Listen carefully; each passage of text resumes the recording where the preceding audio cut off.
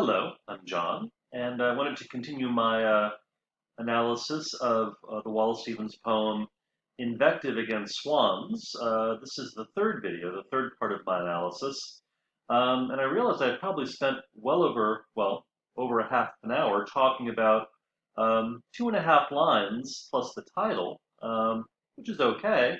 Um, but hopefully in this video I can get through these 6 lines, which constitutes a unit in the poem.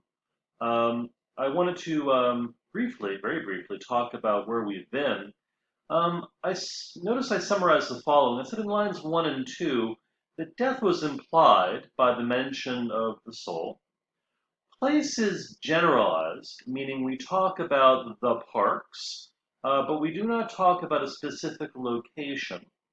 And I sketched out how an event is forced in our minds. The parks and the wind are unified in the mind, which we have to, because obviously a wind is something that frequently will traverse a park.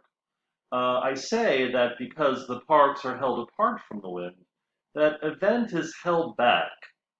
Perhaps the speaker, the poet, are setting up the conditions for an event to happen, but in the first 2 lines do not allow it yet to happen. But the radical change comes with lines 3 and 4. Death, at least figuratively, enters here with the mention of the death of summer. An event crystallizes, the bronze rain or a bronze rain from the sun descending marks. A bronze rain, I said, is probably a sun shower. A sun shower is a rain that only occurs under the most specific of conditions. The sun obviously has to be present in one part of the sky. There must be a rain happening, and certainly a wind would have to be occurring in order for the rain to be brought on our heads as the sun itself is overhead. A bronze rain itself is highly specific, and therefore place is intimated, but as we'll see in these lines, and really nowhere in the poem is place made explicit. It never says, for example, in this place. It's only intimated. So now let me read these 6 lines. A bronze rain from the sun descending marks the death of summer, which that time endures, like one who scrawls a listless testament of golden quirks and Pythian caricatures, bequeathing your white feathers to the moon and giving your bland motions to the air. Now this is a rather complicated structure. In fact, it would be hard to come up with a more complicated sentence.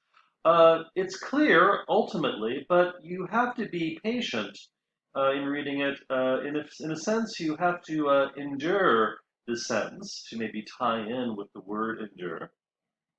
Let me try to spell out the sentence. The death of summer is marked by this bronze rain, much in the same way as we could say, the swallow is the harbinger of the spring. We could say a bronze rain is a harbinger of the death of summer. A bronze rain falls upon us, and we say, oh, here is the end of summer. But then the summer itself is impacted by this bronze rain, and thus we have this word endures. To endure means to last, to exist into posterity. By the very fact that you have lasted, you have shown yourself to be a classic, to be worthy of emulation by generations in the future. Of course, to endure just means also, at the moment of enduring, it means to suffer something, to have to put up with something that's probably unpleasant and probably something that threatens you. Obviously, if you do not endure, you will not be remembered. Now, the death of summer is marked by this bronze rain, and perhaps the very marking of the death of summer is going, well, obviously is marking the end of summer. The summer, in spite of this, endures. It's still, in a sense, experienceable by people, but it's under stress. Now, this bronze rain, we would assume, is part of the summer as it occurs in the summertime. But a distance is introduced between this meteorological event and this period of time. Perhaps summer, the death of summer, has a significance to the speaker. It says, as we said, it endures this bronze rain. Now, of course, the summer must be experienced by people. And so the experience of this bronze rain is likened to the experience that one would have. Even though we're not talking about an actual experience of a person, we're likening it to an experience of one who's also enduring this particular phenomenon. Since the summer is said to be enduring, the summer, in the activity of this person, would seem to, in and of itself, be creating a testament, leaving a legacy of itself. It is enduring. It has not yet been ended. It is still impactful in the present moment, and we assume beyond this. A testament is a legacy. In the legal sense, it is leaving the contents of the present moment to the future. The summer will be a reality for some time to come. Of course, this testament is said to consist of caricatures. Caricatures are of a very fleeting nature.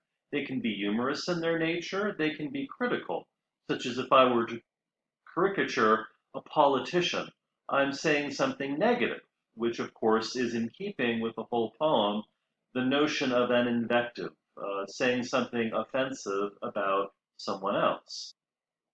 And we come in lines 7 and 8 back to the swans because of these white feathers that in this testament are being left to the time that comes after. The moon certainly would be most prominent in the night. We said that the sun is descending.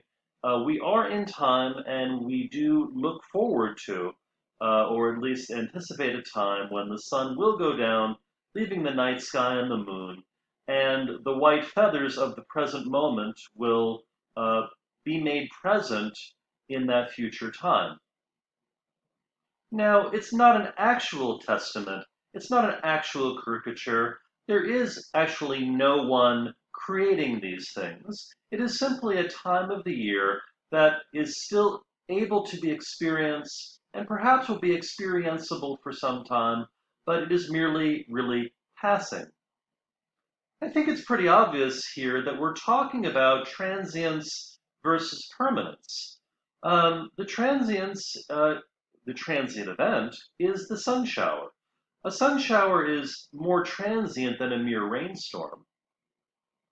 A sun shower is a meteorological event that's contingent upon other events, a particular pattern of clearing and cloudiness in the sky, the presence of wind, the sun shining in a particular position. It's far more fragile. Once any of those elements ends, so does the final effect, the sun shower. Against that, we have an implied permanence. Of course, a testament aspires to permanence. Bronze metal, by its very nature, is heavy, it's durable, it's a lesser metal, certainly not silver or gold. It also was an actual age, the Bronze Age, and it was a mythical age, one of the 5 or perhaps 4 ages of man. Now, although in any point in the hemisphere along the same latitude, summer would be ending. But because a sun shower is so particular, this will be a harbinger for a particular place or for a far more restricted range of places. So I feel that we're homing in on a particular place. So I feel that we must be talking about a particular park because, well, the speaker is somewhere. And he is addressing a particular set of swans, even if he's speaking about swans in general. His audience, we would assume, is a particular gaggle of swans, particular, perhaps a particular set of swans on a particular pond in this particular park. Now, because this is an imaginative activity, the speaker doesn't necessarily have to be in a particular place, but by the fact of his simile, he is imagining a person who is in a particular place. Now, this one, of course, might be enduring the significance of the bronze rain. The summer is coming to an end, and how cold my life will be in winter. But he's also enduring the actual physical rain. Now, in this context, the one scrawls. Now, scrawls simply means to write hurriedly and unclearly. Now, that's consistent with a kind of a rough caricature of something. That's not out of place. However, one might write hurriedly and unclearly under stress, perhaps finding oneself caught in the rain. Now, enduring is not a happy experience.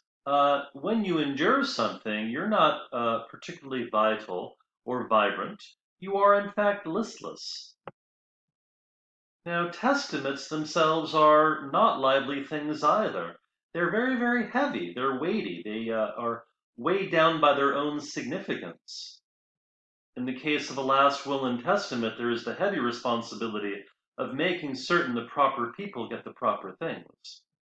I also think in this heavy downpour that all activity in a park would grind to a halt.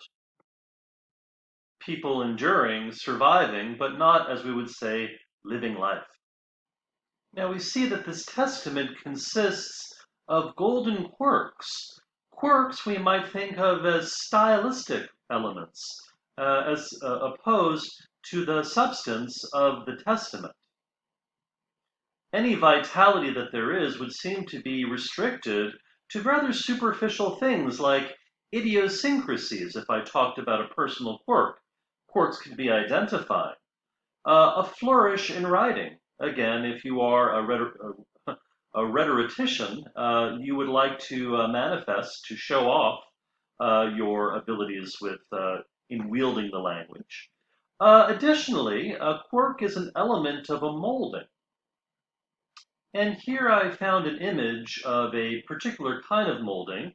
This is called, I think, a pendant molding, also called the bird's eye molding in honor of the swans. Now, if you notice, the poem doesn't mention molding, it mentions quirk, which suggests a molding, which suggests an edifice, a monumental structure. As we wander around a park, we feast our eyes on the statues, on columns, on perhaps something like a mausoleum or some other monument. And it even struck me perhaps that if you were in the park and a heavy rain struck, you might seek out whatever structure is available, even if it were strictly a molding.